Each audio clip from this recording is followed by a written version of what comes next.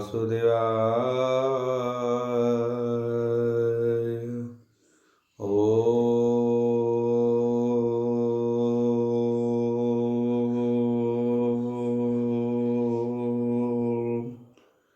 नमो भगवते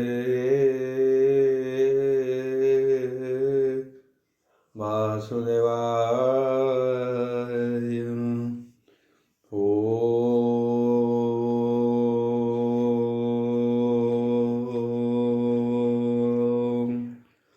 नमो भगवते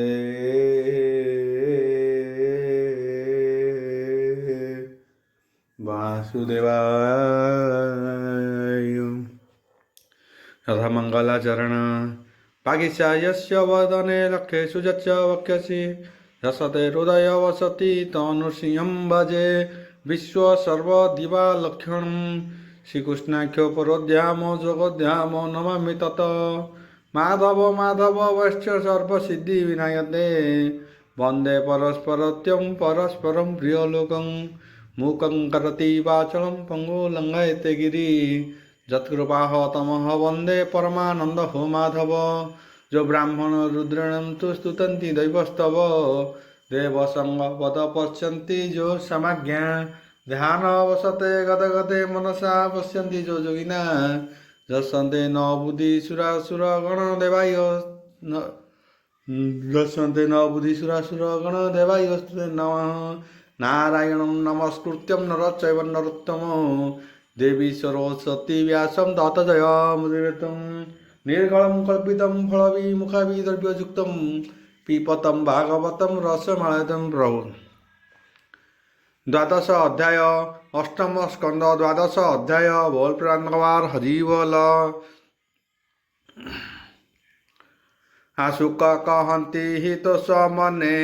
शुण अभिमन्युनन्दने शुक उवाच बोल प्राणवार हरि बोल। आकृष्ण जे मोहिनी स्वरूपे अमृत हरि महाकल्पे देवंको कराइले पान माया मोहिनी भगवान से कथा शुणी विपरीते वृषे आरोही विश्वनाथे सकल भूत गण बेले अंबिका घेनी निज कोले देखिबा अर्थे हे गले हर जही विजय मायाधर गोविंद रुद्र देखित से आसने बसाई हर से पूजिले हर गौरी पादे रोम हर से हे गद गदे सानंद से हर गौरी हर से हस्ते हे हर से सहे हस हर से शस्त्र हस्ते धरी संतोष करी कृष्ण मन बोलन्ति मधुर वचन। महादेव उवाच बोल वृंदवार हरि बोल। हे देव देव जगदीप जगतेश्वर विश्वरूप सर्वशरीरे हे आत्मा रूपे तु नाथ वसु महाकल्पे सकल हेतु तो गोचर तु नाथ धर्म निराकार नाही तो आदि मध्यवंत एणु तु बोलाऊ अनंत चरण कमल तोहर चिंतने श्रेय प्राणीकर विषय संग दूर करी मुनि सन्यासी ब्रह्मचारी चिंतन्ति तो चरण हृदे आनंदे प्रसाहन्ति मोक्ष पादे तु पूर्ण ब्रह्म सुधासार निर्गुण विश्वक मंदिर आनंद मात्रे निर्विकार अन्यान्य थाई तु अंतर विश्वर देहे निरंजन ସ୍ଥିତି ଉଦୟ ସଂଯମନ ଆତ୍ମାରେ ଆତ୍ମା ଜ୍ଞାନୀ ରୂପୀ ଏଣୁ ଅଶେଷ ଦେହ ବ୍ୟାପୀ ସୁବର୍ଣ୍ଣ କୁଣ୍ଡଳର ପ୍ରାୟେ ସ୍ୱଭାବେ ଅଭୟତ ଦେହେ ଅଜ୍ଞାନୀ ଦମ୍ଭେ ତୋର ଠାରେ କଳ୍ପିବ ସଂସାରେ ତୁ ନିରୁପାଧ୍ୟ ତୋର ଗୁଣ ଭେଦ କରନ୍ତି ଅକାରଣେ ସଦ ଅସଦ ପରିସ୍ଥିତି ପରମ ପୁରୁଷ କେ ଚିନ୍ତି ସଦ ଅସଦ ଏକ ରୂପ ଅବୟ ଆତ୍ମା ବିଶ୍ୱବ୍ୟାପୀ ତୁ ବ୍ରହ୍ମ ହେତୁ ଚିନ୍ତାନନ୍ଦ ଅନାଦି କନ୍ଦ ଆଦି କନ୍ଦ ପ୍ରକୃତି ପୁରୁଷର ରୂପ ପ୍ରକୃତି ପୁରୁଷ ରୂପର କେ ସଂଖ୍ୟା କରହନ୍ତି ବିଚାର ଅନ୍ୟ ଦେବନ୍ତୀ ନବଶକ୍ତି ଯେ ଅବାଛନ୍ତି ପଞ୍ଚରାତ୍ରି ଅବୟ ଆତ୍ମା ତନ୍ତ୍ର ରୂପେ ତୁ ନାଥ ଶୂଳ ଶୂନ୍ୟ ବ୍ୟାପେ ମୁଁ ବ୍ରହ୍ମଦେବ ମୁହିଁ ଯେତେ ତୋ ମାୟା ବଳେ ହେ ଜଗତେ ତୋ ରୂପ ନ ଜାଣନ୍ତି କେହି ଦୁଷ୍ଟ ଜାଣିବ ବା କାହିଁ ଜଗତ ଜାତ ସ୍ଥିତି ନାଶ ଭୂତଙ୍କ ଦେହେ ତୋ ପ୍ରକାଶ ଜୀବର ବନ୍ଧ ମୋକ୍ଷ ବେନି ତୁ ନାଥ କରୁ ମାୟା ଘେନି ଆକାଶେ ଯେନେ ବାୟୁ ରହେ ପୃଥିବୀ ରେଣୁ ବହେ ଦେହେ ତୋ ଦେହେ କେହି ନ ଲାଗନ୍ତି ଏମନ୍ତେ ଈଶ୍ୱରର ଗତି ସଚରାଚର ତୋର ଦେହେ ପବନେ ରେଣୁ ପ୍ରାୟ ରହେ ତୁ ଏ ସଂସାର ଉପକାରୀ ତ୍ରିଗୁଣ ନାଶ ରୂପ ଧରି ଯେତେ ସାଧିଲୁ କ୍ରୀଡ଼ା କରତେ ସେ ରୂପେ ଦେଖିଲି ମୁଁ ତତେ ଏବେ ଯେ ସମୁଦ୍ର ମନ୍ଥନେ ଦେବ ନାରଦ ଏକ ମନେ ଅମୃତ ଅର୍ଥେ ହେ ଅନ୍ୟାୟନେ ତୁ ଦେଖୁ ଦେବ ଦୁଃଖ ମନେ ତୋତେ ନ ଚିନ୍ତି ଧ୍ୟାନ କରି ତୁ ନାଥ ମାୟା ରୂପ ଧରି ମୋହିନୀ ରୂପେ ଭଗବାନ ମୋହିଲୁ ଅସୁରଙ୍କ ମନ ସେ ରୂପ ଦେଖାଅ ତୁ ମତେ ଦେଖିବି ଗୌରୀ ସହିତେ ଯେ ରୂପ ପରମ ମଙ୍ଗଳେ ମୁତା ଦେଖିବି କୌତୂହଳେ ଏମନ୍ତେ ରୁଦ୍ର ବାଣୀ ଶୁଣି ହସି ବୋଲନ୍ତି ଚକ୍ରପାଣି ଭଗବାନ ଉବାଚ ବୋଲ ପ୍ରେମାନନ୍ଦବାର ହରି ବୋଲ ଆଉ ଅସୁରେ ସୁଧା ନେଲେ ବଳେ ମୁହିଁ ଯେ ଦେବଙ୍କ ବିକଳେ ମାୟା ମୋହିନୀ ରୂପ ଧରି ଅସୁର ଗଣେ ହେ ମାୟା କରି ଅମୃତ ଦେବ ଗଣେ ଦେଲି ପୁଣି ସେ ରୂପ ସଂହାରିଲି ଏବେ ତୁ ଦେଖିବାର ଆସେ ଯେବେ ମିଳିଲୁ ମୋର ପାଶେ ସେ ରୂପ ଦେଖିବାଇ ମୁହିଁ ଯେବେ ସମ୍ଭାଳି ପାରୁ ତୁହି କାମିନୀ ମାନଙ୍କ ମୋହନରେ ପୁରୁଷ କେବି ଧୀର ଦେଲେ ଆନନ୍ଦେ ଶୂଳ ମୁନି କହେ ଶୁଣ ପରୀକ୍ଷ ମହାରାଏ ଶୁକ ଉବାଚ ବୋଲ ପ୍ରେମାନନ୍ଦବାର ହରି ବୋଲ ହେମନ୍ତେ କହି ଭଗବାନ ଚକ୍ଷଣେ ହୋଇଲେ ଅନ୍ତର୍ଧ୍ୟାନ ରୁଦ୍ର ଚାହାନ୍ତି ଦଶ ଦିଶେ ଗୌରୀ ସଙ୍ଗେ ହେ ପ୍ରିୟ ବସେ ଅଗ୍ରେ ଯେ ଅଛି ଉପବନ ନାନା କୁସୁମେ ହେ ତରୁଘନ ତହିଁ ବିଜये ହେ ଦୈତ୍ୟରି ଗଜମା ମୋହିନୀ ରୂପ ଧରି କରେ କନ୍ଦଳୁ ସାର ଶୋଏ ଯେ ରୂପ গেজে রূপ জগ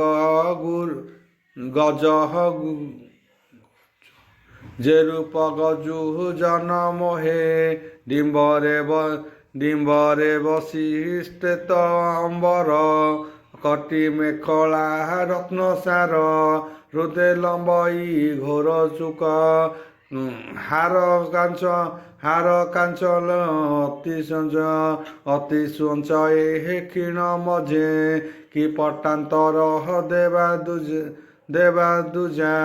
স্বভাবে দম্ভ হরু আকাশ খচিত নানা অলঙ্কার শির সুমন্তে হে গুণময়ে নীଳ ଅଙ୍କଳେ ହେ ମୁଖ ସୋହେ ଶିରେ ସୁନ୍ଦର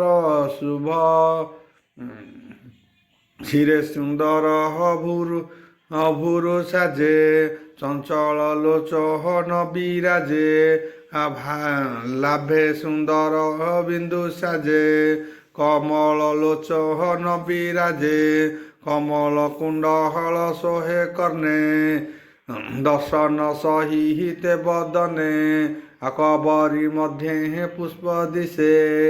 কিয়ে কন্দর্প দেখি হসে কবরী স্রোত পিঠে বাস করই কন্দর্প বিকাশ অলকাত সে কাম করে সুন্দর অঙ্গুলি অগ্রে কন্ধକୁ କନ୍ଧ করে ଧରି ସେ ଲୀଳା ଲୁବ୍ଧେ ହେ ମଦ ଭରି ହେମନ୍ତ ରୂପେ ହେ ହର ଦେଖି ପିଛାଡ଼ି ନ ପାହାରନ୍ତି ଆଖି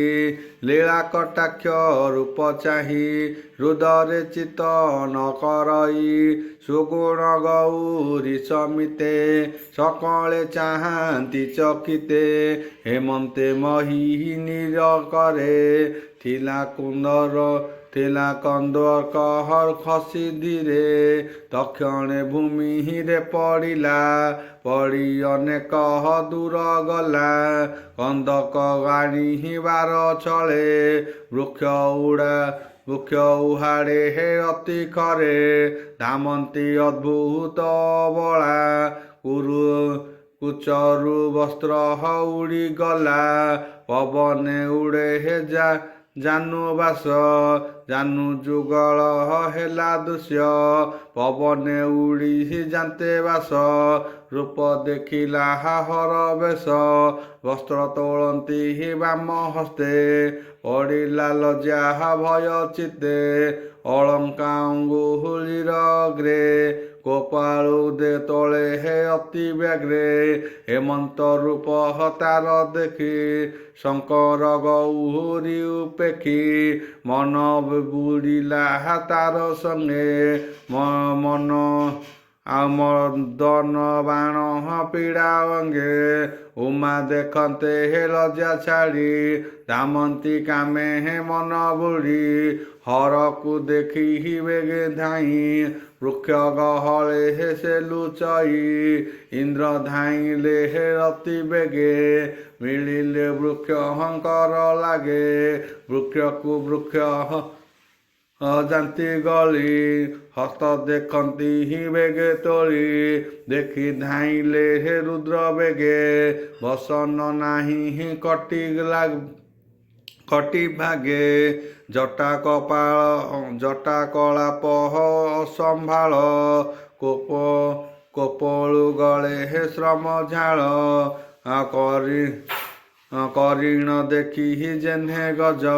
ଧାଇଁଲେ ଉଚେ ହେ ତୋଳି ଭୁଜ ରୁଦ୍ର ଧାଇଁଲେ ହେ ତାଙ୍କୁ କୋଳେ ଆବରିବେନି ଭୁଜ ବଳେ ପୁଣି ମୋହିନୀ କରୁ ଗଳି ଧାମଇ ଜାନୁ ବସ୍ତ୍ର ତୋଳି କବରୀ ଭାର ପିଟି ତଳେ ବିଞ୍ଚି ପଡ଼ନ୍ତି ଫୁଲ ମାଳେ ପୁଣି ଧରନ୍ତେ ହେ ହର କୋଳେ ମୋହିନୀ ଗଳେ ହେ ଭୁଜ ତଳେ মুকুতা কেশ অধমুখে ধাইব বন্ধন সুরকে ପୃଥି ନିମ୍ବଳ ଚଳେ ଧୀରେ ପୁଣି ଧାଇଲେ ହେ ରୁଦ୍ର କୋଳେ ହେମନ୍ତେ ବିଷ୍ଣୁ ମାୟା ବଳେ ଶଙ୍କର ମଦହନ ଆକୁଳେ ବୈରୀ ବେଶ ହସେ କରି ବୈରୀ ବାଣେ ସେ ବିକଳେ ପୁଣି ଧରନ୍ତି ହି କାମ ଭୋଳେ ପୁଣି ପଡ଼ନ୍ତି ହି ଭୁଜ ତଳେ ରୁଦ୍ର ଶରୀରରେ ରେତ ଗଳେ ଆସୁର ବି ଅର୍ଥ ବୃକ୍ଷ ଜହିଁ ଧାମଇ ଉଠି ହୀଣ ଅଜ୍ଞାନେ ରେତ ଗଳିଲା ଜହିଁ ତହିଁ ମୋହିନୀ ବେଶ ମୋହ ପାଇ ସୁନା ରୂପା ତାହା ତକ୍ଷଣେ ଲତା ଗହଳ ଘୋର ବନେ ନଦୀ ପବିତ୍ର ସରୋବରେ ପଡ଼ଇ ରେତ ବୃଷ୍ଟି ଧାରେ ହେମନ୍ତେ ବିଷ୍ଣୁ ମାୟା ବଣେ ଶଙ୍କର ଧାଇଁ ବନେ ଦେଶେ ନିରାଶ ହୋଇ ନିବର୍ତ୍ତିଲେ ଗୌରୀ ନିକଟେ ମିଳିଲେ ବିଷ୍ଣୁ ମାୟାରେ ମୋହି ମନ ରୁଦ୍ର ହୋଇଲେ ହେ ଚନ ଚନ ଈଶ୍ୱର ଦେଖି କୃଷ୍ଣ ଦେଖି ଈଶ୍ୱର ଦୁଃଖ କୃଷ୍ଣ ଦେଖି ମୋହିନୀ ଶରୀର ଉପେକ୍ଷି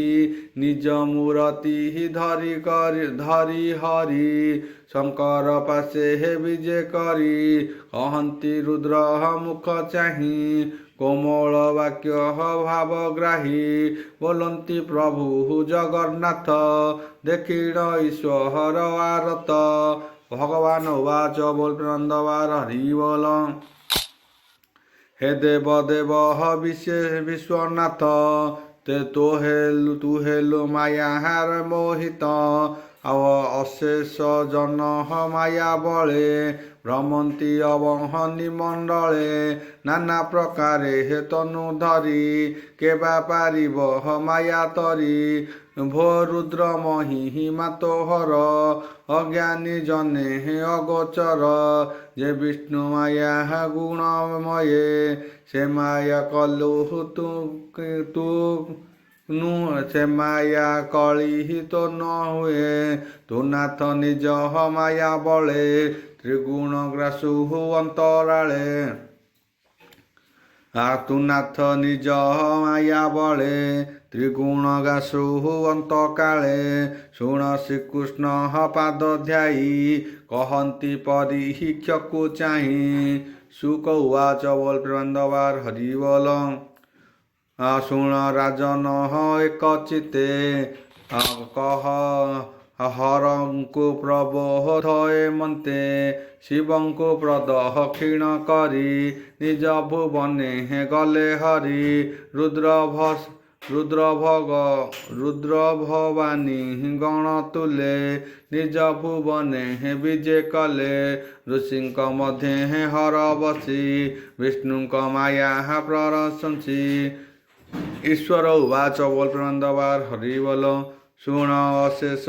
ଋଷି ବରେ ବିଷ୍ଣୁର ମାୟା ଶୟଳେ ଆଉ ଅଶେଷ ଜନ ମନହରେ କେବା ଏ ସଂସାରୁ ନିସ୍ତରେ ଶୁଣ ଗୋ ପ୍ରିୟେ କହି ଯାହା ଦେଖିଲୁ ବିଷ୍ଣୁଙ୍କର ମାୟା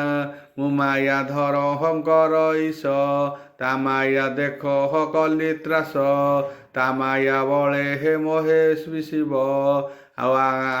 ଆନନ କଲେ ହେ ମାୟା ତରିବ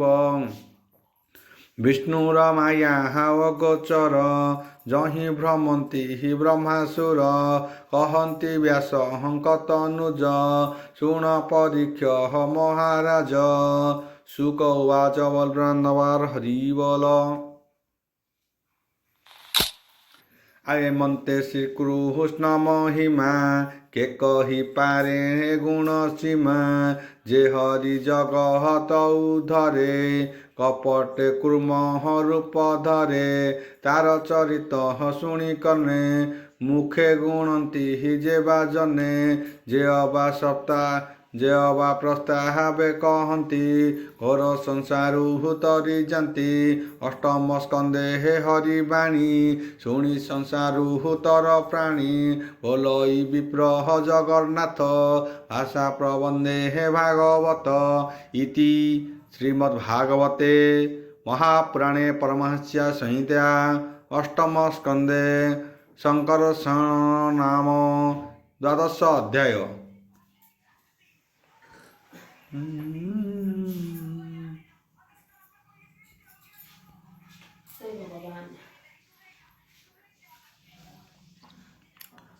त्रयोदश अध्याय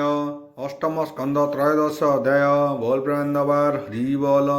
श्रीकृष्ण पाद हृदय चिंती कहन्ति शुण ब्रह्म ज्योति। शुक उवाच बोल प्रेमानंदवार हरि बोल। शुण हे अभिमन्यु सुत सप्तमे मनु वंश जात।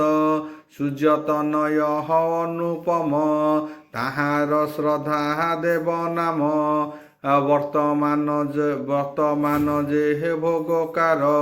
जे शुद्ध सुगुण शरीर